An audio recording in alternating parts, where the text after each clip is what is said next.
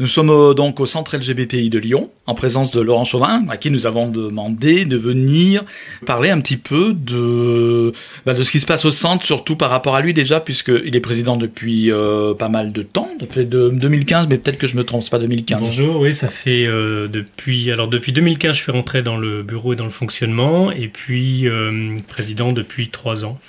Et en fait, là, tu as annoncé que tu ne te représentais pas au poste de président. Tu quittes le poste de président. Alors, on va voir dans quel contexte. Mais pour commencer l'entretien, je voulais simplement parler de ce que tout le monde a subi récemment. C'est le Covid, le coronavirus. Donc, comme tous les établissements publics, le centre a dû fermer ses portes pendant 2 mois, pendant toute la période du confinement. Et maintenant, le centre, par contre, a à nouveau ouvert ses portes. Mais bon, dans le respect des protocoles sanitaires très stricts. Oui, absolument. On réouvre donc depuis la semaine du 11 mai. On a rouvert progressivement, d'abord en limitant le nombre de personnes, puisqu'on avait une première étape dans le confinement qui limitait le nombre de personnes que l'on pouvait recevoir dans les établissements recevant du public. On a suivi la deuxième étape maintenant où on déconfine nous aussi. On n'a plus de limitation de nombre de personnes et la condition pour pouvoir recevoir le public, c'est que pour l'instant le bar reste fermé. Vous savez que si on ouvre le bar, il faut pour pouvoir enlever le masque uniquement un service à table. Ce qui chez nous n'est pas envisageable. Donc on a privilégié le fonctionnement associatif et le service aux associations pour que chacun puisse recommencer ses permanences et ses réunions. Et la contrepartie, c'est que pour l'instant, on n'a pas de bar. Voilà, et ça, c'est une histoire, on l'espère, qui ne va pas durer trop longtemps en attendant la prochaine étape du déconfinement. Oui, parce que le bar, c'est une source de revenus aussi, donc ça pose un problème à ce niveau-là, au centre. Sur un budget de fonctionnement du centre annuel, le bar, c'est 30% des recettes, donc qui sont absolument indispensables. On vit des subventions, et notamment de la ville de Lyon, et puis cette année de la métropole. Mais sans le fonctionnement du bar, on est clairement en déficit et on ne peut pas faire fonctionner le local et subvenir à toutes les charges qu'on a, le loyer, les mises aux normes, les travaux à faire pour offrir aux 33 associations un local qui soit aux normes et en état de fonctionner. Donc le confinement a un impact direct sur le fonctionnement du centre alors. Alors, il a un impact sur l'aspect associatif, sur le fonctionnement du bar et les permanences qui y sont. Donc, il a eu, évidemment, puisque nous avons été fermés.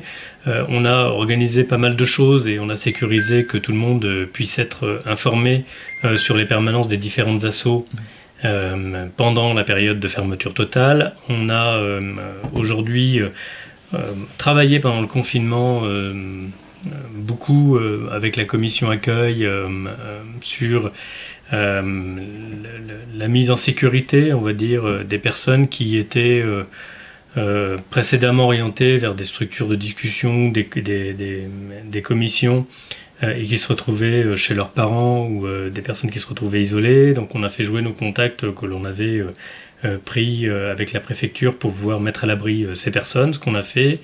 Voilà, ça c'est ce qui a été fait pendant le fonctionnement, mais c'est vrai qu'on n'a pas une activité pendant cette période, vous l'imaginez bien, qui a été extrêmement militante, ouverte sur l'extérieur, d'autant que tout le monde n'a parlé que de Covid pendant 2 mois. Donc oui, on redémarre. Donc évidemment aussi, ça a impliqué l'annulation d'événements, je pense notamment au Salon de la BD, LGBT qui a lieu qui a eu lieu 2 fois déjà, qui aurait dû avoir lieu, je suppose, une 3e fois. C'est un grand événement en relation avec le Festival de la BD de Lyon, qui d'ailleurs lui aussi a été annulé sous sa forme habituelle à cause du confinement. Donc il y a eu beaucoup d'événements qui ont été purement et simplement annulés. Oui, alors c'est une année, on va pas dire une année blanche, mais c'est une année un peu triste effectivement en termes de fierté LGBT. D'une part, parce que le CFL a été contraint d'annuler la marche qui devait se tenir en juin. De notre côté, la participation à la quinzaine des fiertés a été annulée, et notamment le salon de la BD qui devait se tenir mi-juin. On avait déjà la liste des artistes, on avait déjà beaucoup avancé sur la préparation. Vraisemblablement, la quinzaine des fiertés va se tenir à l'automne sous une forme qui restera à définir, mais pour le salon de la BD, ça serait trop compliqué à organiser cette année et on a décidé de le reporter directement à l'année prochaine. Donc oui, c'est triste pour ces événements. On verra un petit peu comment on reprend, nous, la main sur les différents événements en fonction des consignes gouvernementales. Voilà, dès qu'on peut rouvrir le bar et dans le respect des gestes barrières, on essaiera de recommencer les actions militantes et d'ouverture sur l'extérieur comme on l'avait auparavant, le plus tôt possible. Alors, comme je le disais en début d'émission, donc tu es président depuis combien d'années finalement ? Ça fait 2 ans et demi président, j'ai fait 2 ans secrétaire auparavant. Avant, j'étais dans l'association également, donc voilà, ça fait presque 5 ans maintenant. Oui. Alors, 5 ans de militantisme très actif au centre LGBTI, mais là, tu décides de ne plus te représenter donc au poste de président. Alors, donc, on va dire que c'est un peu l'heure du bilan finalement, et je pense que toi-même, tu as dû réfléchir au fait de ne pas te représenter au poste, et je voudrais justement savoir pourquoi. Alors déjà, s'agit-il d'une démission ou c'est parce que le mandat arrive à son terme et tu décides de ne pas te représenter? Alors, on a des statuts qui sont faits où chaque membre du bureau est élu par le conseil d'administration date à date. Donc, on n'a pas un renouvellement du bureau en entier à une date anniversaire, ce qui permet d'avoir une certaine stabilité et une continuation, un passage de témoin qui se fait de façon plus linéaire. Donc cette partie-là de fonctionnement administratif est assez bien faite. De mon côté, mon poste arrivait à échéance en mois de décembre, ce qui n'est pas une période favorable pour organiser un renouvellement. Et quand j'en avais discuté avec les membres du bureau, je leur avais dit, écoutez, en juin, ce serait pas mal. On a les événements associatifs, la quinzaine des fiertés, le militantisme qui reprend. Puis on a eu donc du coup on avait ciblé juin volontairement pour qu'il y ait un élan de renouvellement du bureau. On sait que les premières moitiés d'année sont toujours plus militantes que les deuxièmes moitiés d'année. Donc c'était une démarche volontaire pour sécuriser qu'il y ait du monde qui rentre au bureau, que le bureau se renouvelle, et puis également pour être dans une dynamique de passage de témoins. On a eu le Covid. Quand on a refait le point avec les différents membres du bureau, j'avais déjà annoncé fin mai, on a repoussé à fin juin. Je pense qu'on reste sur cette dynamique, et je suis resté sur cette dynamique de passer le témoin dans une période maintenant de réouverture et de fin de confinement qui est plus favorable pour le centre. Donc c'est pas une démission et j'en ai pas marre, c'est un poste extrêmement enrichissant, j'ai beaucoup appris, j'espère avoir beaucoup apporté également, et je pense que le point essentiel c'est de faire une passation au moment le plus opportun pour le centre. C'est ça qui est ciblé. D'accord, mais tu aurais pu briguer un nouveau mandat? Oui, alors 3 ans c'est déjà pas mal, presque 5 ans maintenant au centre, donc non, ça j'avais annoncé dès le départ que c'était dans les 3-4 ans, j'ai déjà dépassé cet horizon-là, et puis je pense qu'il est important aussi de renouveler. Je pense qu'il est important dans un milieu associatif comme le nôtre qu'il y ait un renouveau des instances dirigeantes. On a 3 nouveaux membres du bureau qui sont rentrés depuis fin janvier au niveau du bureau du centre. Il y a un besoin complémentaire d'autres personnes, de faire entrer de la jeunesse dans le fonctionnement des instances et notamment du bureau, de faire rentrer également des femmes, de façon à ce qu'on féminise le bureau un peu plus. Donc je pense que c'est dans l'intérêt du centre que de renouveler fréquemment l'organe de direction et d'application des décisions du CA qu'est le bureau. Donc est-ce qu'il y a des points sur lesquels tu es particulièrement satisfait, c'est-à-dire au cours de ta présidence, des choses qui ont avancé pour le centre et pour lesquelles tu as éprouvé une satisfaction personnelle, je dirais? Je suis arrivé, je pense que ça correspond à une étape. Donc, le centre est né en 2015, fin 2014, début 2015. Beaucoup de travail de structuration. Pendant ces 5 années, ça a été, je pense, le ton de la mandature. Beaucoup de travail de structuration sur les statuts et les règlements intérieurs pour éviter qu'on ait trop de pouvoir de vote au niveau du monde du CA dans les mains d'une même personne. Donc on a essayé de tempérer ça dans les changements successifs de statut et de règlement intérieur qu'on a fait. Et on a surtout, sur deux aspects, donc sur l'aspect statutaire, on a ouvert le centre avec des adhérents individuels. Donc on peut aujourd'hui avoir des adhérents individuels qui s'engagent en leur nom au centre et qui aujourd'hui, au travers de quelques centaines de bénévoles qui tournent, font vivre les commissions, que ce soit l'accueil, la bibliothèque ou d'autres groupes qui tournent, l'organisation du Salon de la BD, on en a parlé tout à l'heure, qui font vivre les actions du centre au quotidien. Donc ce changement-là a été non seulement salutaire, mais était nécessaire pour la ville et pour le rayonnement du centre, dans des actions qui sont complémentaires aux actions des 33 associations qui sont membres du centre. Et puis deuxième point essentiel que l'on a travaillé, et je pense que c'est 2 pages que l'on tourne, parce elles seront maintenant, je l'espère, pour les suivants derrière nous, c'est toute la mise aux normes du local, avec beaucoup de travaux qui ont été faits, près de 15 000 € de travaux par an sur les 3 dernières années, qui ont été extrêmement lourds. Insonorisation du local pour pouvoir continuer à tenir le bar sans déranger les voisins, mise aux normes électriques, mise aux normes également handicapés ou personnes à mobilité réduite, même si on a encore beaucoup de choses à faire pour faciliter l'accès, mais on a quand même beaucoup progressé.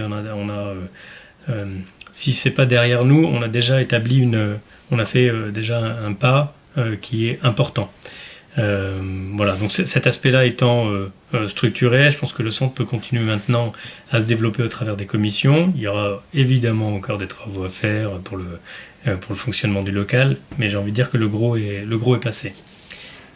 Voilà, cette étape-là, donc tu me posais la question de quoi es-tu particulièrement fier ?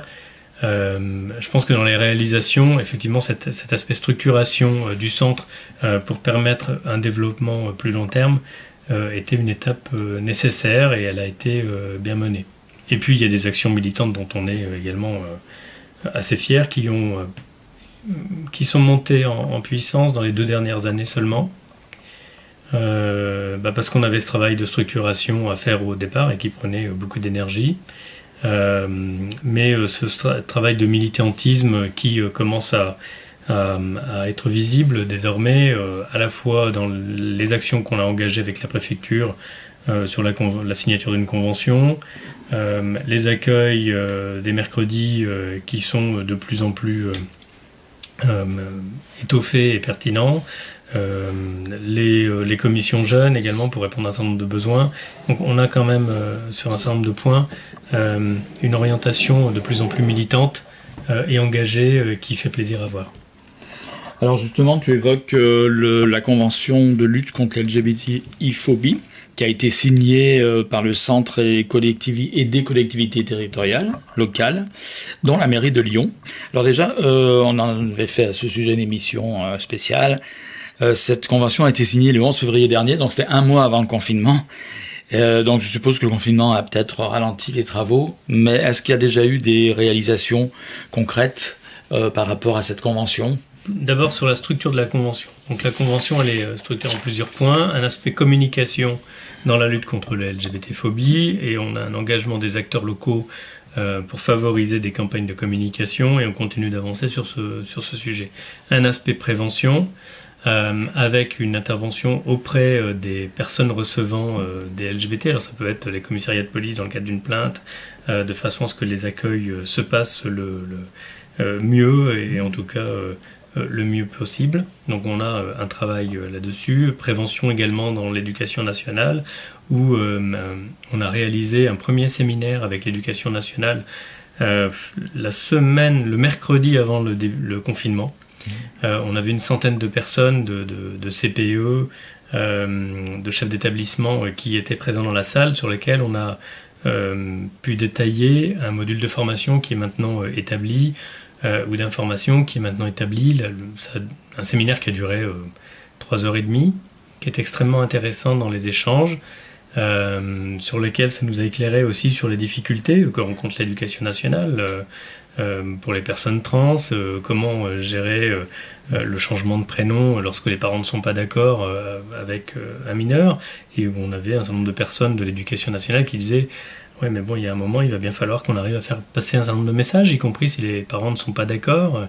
Comment on fait ancrer ça dans l'éducation nationale. Donc c'était super intéressant. Donc cette convention apporte cet aspect-là.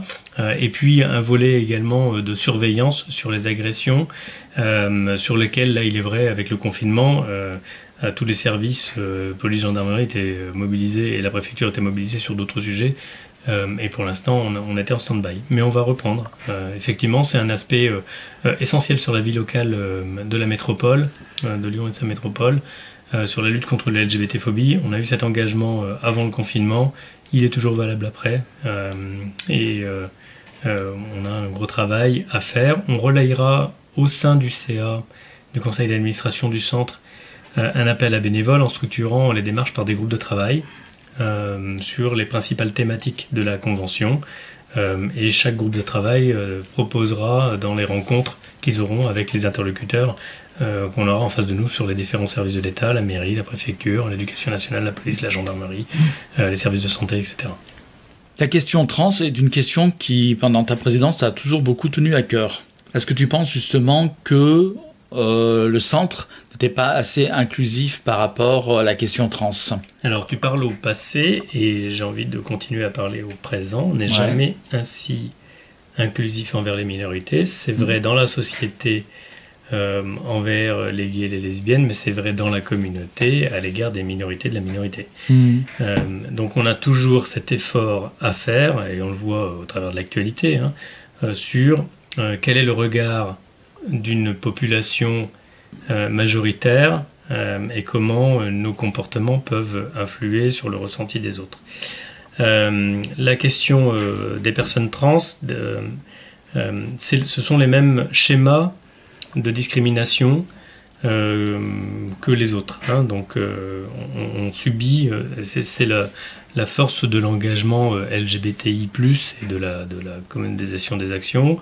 Quand on regarde aujourd'hui l'avancée des droits qu'on a eu, on a majoritairement eu dans la société civile depuis 2012 le mariage pour tous, qui a surtout été pour les gays, avec une très forte visibilité des hommes homosexuels et une invisibilité plus forte des femmes, parce qu'il y a une double discrimination à être femme dans la société et à être lesbienne en partie, ça s'explique déjà comme ça, et donc on a un gros effort à faire par rapport aux lesbiennes. Et sur le reste des droits par rapport aux droits des personnes trans, on a eu une petite avancée dans les dernières années sur le changement d'état civil notamment, mais le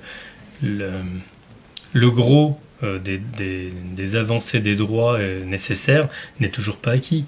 Pourquoi faut-il encore et toujours passer devant un juge pour faire changer son genre sur la carte d'identité? C'est pas possible. On sait aussi qu'il existe une charte, d'ailleurs, qui ne concerne pas que l'accueil des personnes trans, mais toutes les minorités que tu évoquais, les minorités dans la minorité.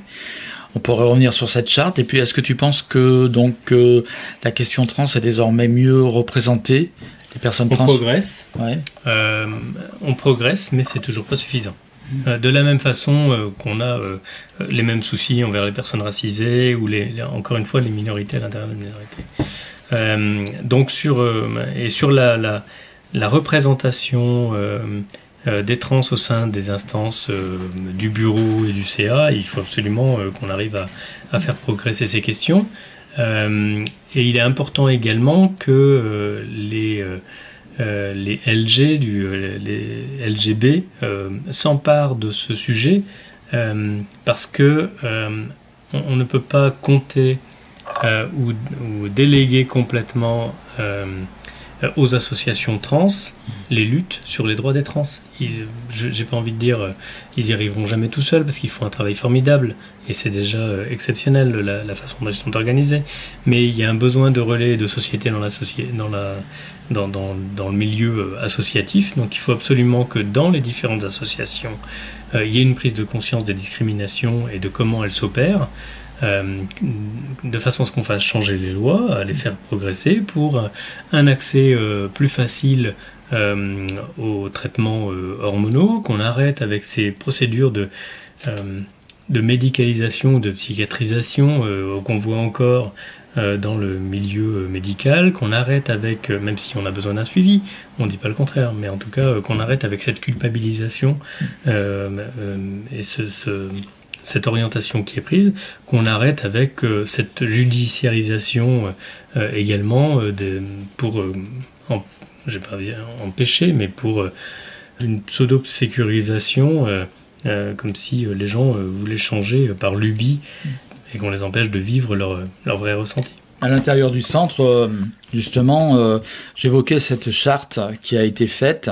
Il a fallu sensibiliser aussi des personnes donc, qui utilisent le centre à ces questions-là, questions trans, questions des minorités, etc. Il a fallu éduquer, sensibiliser. Oui, je pense que quand on a démarré le centre 2015-2017, on n'était pas suffisamment affûté. Et puis, comme je l'ai dit au départ, au niveau du bureau, c'est vrai qu'on a été accaparé par un fonctionnement associatif où on était en danger pour la continuité de la gestion du local. Et on était beaucoup moins sur des questions militantes. On le laissait aux associations, d'une part parce qu'on n'avait pas d'adhérents individuels, encore une fois. Et donc cette période a été une période sur laquelle on a commencé à subir des critiques qui étaient justifiées. Sur la façon dont on gérait le traitement des minorités. On n'avait pas de charte d'accueil, ce qu'on a corrigé, et puis surtout on avait un positionnement qu'on déléguait beaucoup trop aux associations, n'ayant pas d'adhérents et de militants individuels.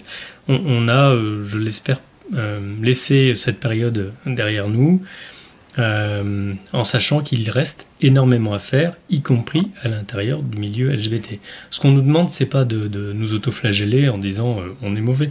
On nous demande, et je pense que la responsabilité qu'on a, c'est d'en être conscient. C'est d'être conscient du fait qu'il y ait une discrimination et d'agir contre ces discriminations. Voilà. Et de la même façon, sur les généralisations qu'on entend dans la société, je pense qu'il est important au niveau du centre, qu'on n'arrive pas à une généralisation en disant les gays sont ci, ou les trans sont ça, ou les lesbiennes sont comme ça, etc. Il y a évidemment des personnes qui peuvent être racistes, on est le reflet d'une société, à nous de lutter contre. Il y a des personnes qui peuvent être transphobes, à nous de lutter contre. Si ça arrive à l'intérieur du milieu associatif LGBT, à nous de prendre les décisions en conscience contre ces personnes. Mais encore une fois, il ne faut pas nier les phénomènes. On est le reflet d'une société qui malheureusement a toujours le besoin d'évoluer.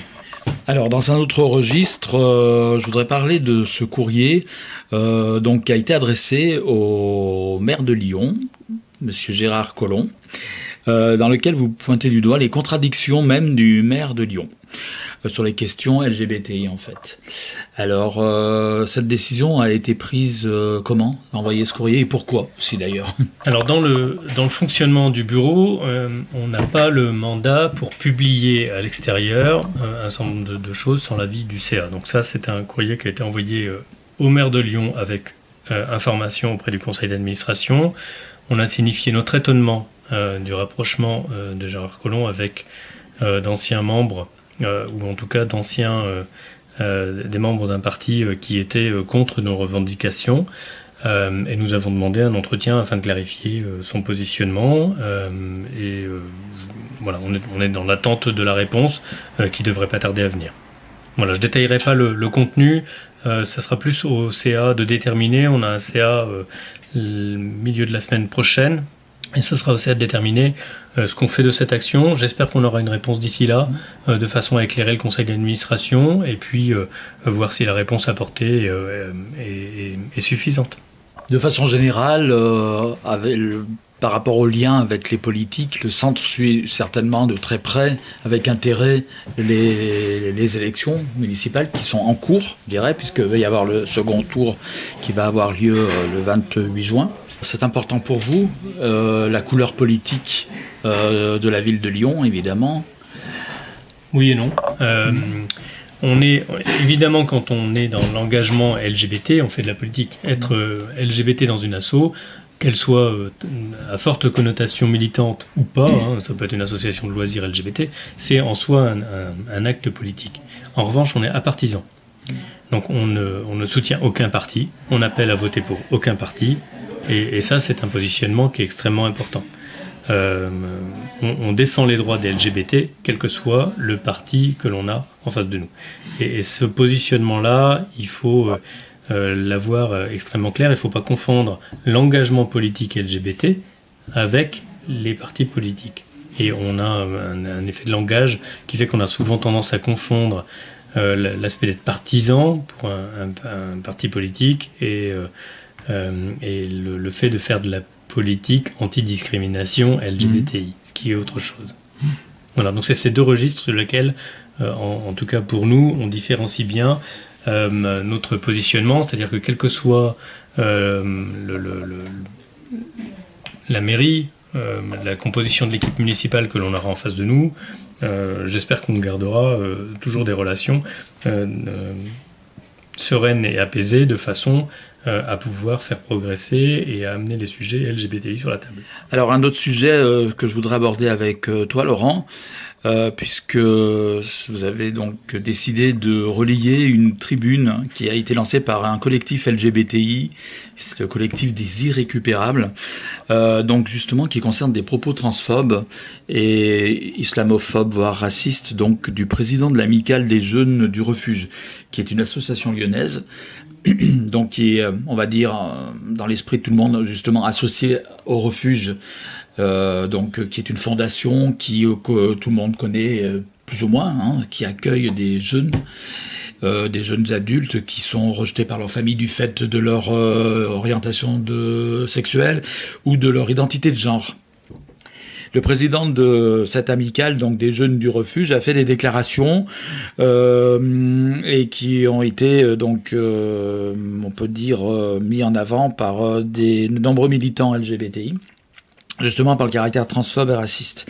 Vous avez relayé cette tribune et vous appelez donc à signer la tribune. Est-ce que je me trompe ou pas ?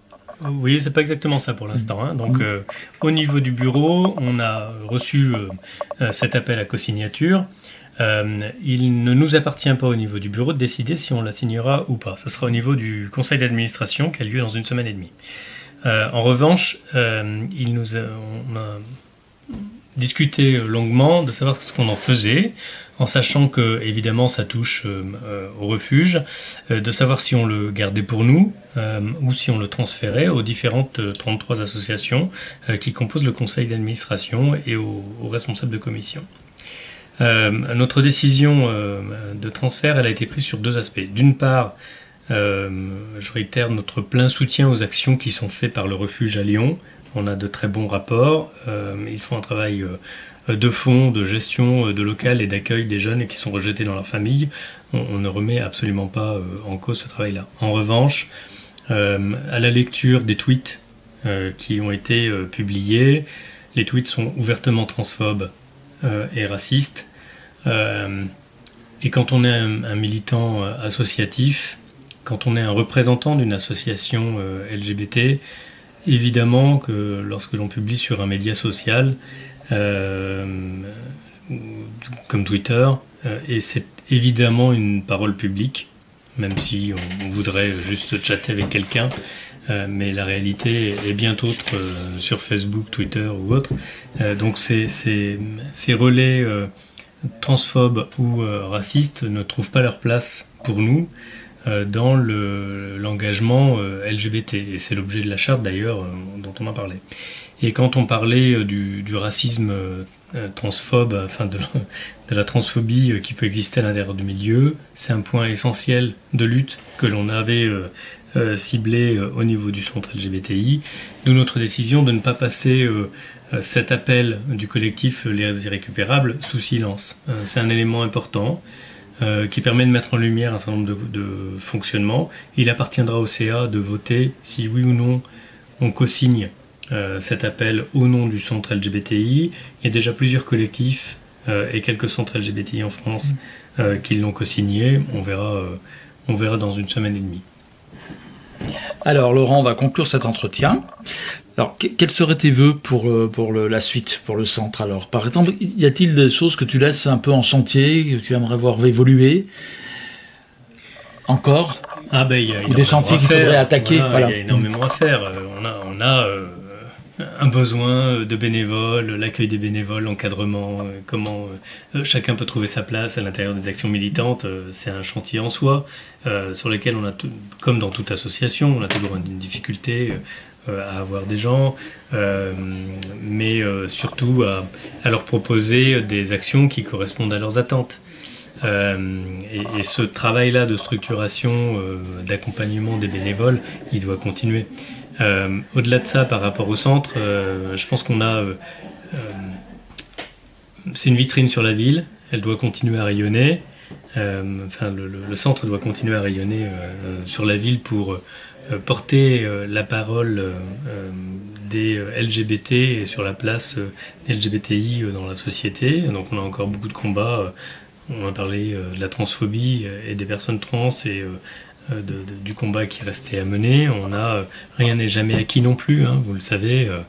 Donc c'est un combat permanent de rappeler les droits et pourquoi on se bat. Donc ça c'est un chantier permanent qui doit continuer. Et puis les vœux, ma foi, plus de militantisme, plus d'actions militantes, plus engagées, avec plus de bénévoles et un fonctionnement avec des débats qui sont forcément riches et enrichissants pour le centre. C'est tout ce qu'on peut lui souhaiter. Alors maintenant, je vais te poser des questions un peu plus personnelles. Sur le plan personnel, qu'est-ce que t'as apporté cette longue période donc militante au centre? J'ai beaucoup appris. C'est toujours un rôle... On apprend beaucoup sur soi. Et on apprend beaucoup sur les autres également. Mais ça, voilà. Et... c'est toujours dans le rapport aux autres. Je pense que c'est une période très enrichissante pour moi d'un point de vue personnel. D'une part dans la relation, dans la façon dont on conduit les actions, et puis dans la façon dont on peut pousser un certain nombre de sujets dans l'ordre, comment et comment ils peuvent progresser. Impossible de contenter tout le monde, évidemment. Mais à la fois besoin de faire progresser un certain nombre de sujets qui n'étaient pas acquis au départ en termes il n'était pas acquis de les mettre à l'ordre du jour. Donc une satisfaction personnelle à avoir fait progresser aussi le centre sur son positionnement, à avoir corrigé les erreurs et les maladresses qu'on a eues également, et à l'avoir, et en espérant pour la suite que cette inflexion et ce militantisme perdurent. Alors, pour finir, est-ce que c'est une page que tu tournes définitivement ou est-ce que tu vas continuer à t'investir ou tu as l'intention de t'investir encore dans la communauté LGBTI, dans le militantisme? Alors, je veux quitter aujourd'hui le rôle au bureau et passer le relais, comme je l'ai dit. Ça ne veut pas dire que j'arrête tout. Voilà, j'ai toujours dit à l'équipe que je serai toujours là quand ils ont besoin. Il y a des thématiques qui me tiennent plus à cœur, l'accueil des personnes, voilà, sur la partie communication sur laquelle on s'est engagé avec la convention, sur laquelle je dis s'il y a un groupe de travail, je veux bien dedans, voilà, mais je me retire d'un fonctionnement des instances sans pour autant devenir un non-militant. Ça, c'est un peu dans le corps du bonhomme, c'est un peu difficile de le sortir. Très bien, merci Laurent Chauvin de nous avoir accordé cet entretien. En tout cas, on retrouvera toujours avec plaisir, nous, le centre LGBTI, soit à l'émission, on accueille des associations souvent qui sont adhérentes, et tu as dit qu'il y en avait 33. Et puis de temps en temps, on vient aussi, comme aujourd'hui, sur place, faire directement dans les locaux du centre, dans les grands et beaux locaux du centre, pour des sujets bien précis. Et aujourd'hui, c'était le sujet Laurent Chauvin, président et bientôt ex-président du centre LGBTI. Merci beaucoup. Merci à toutes et tous. Merci, au revoir.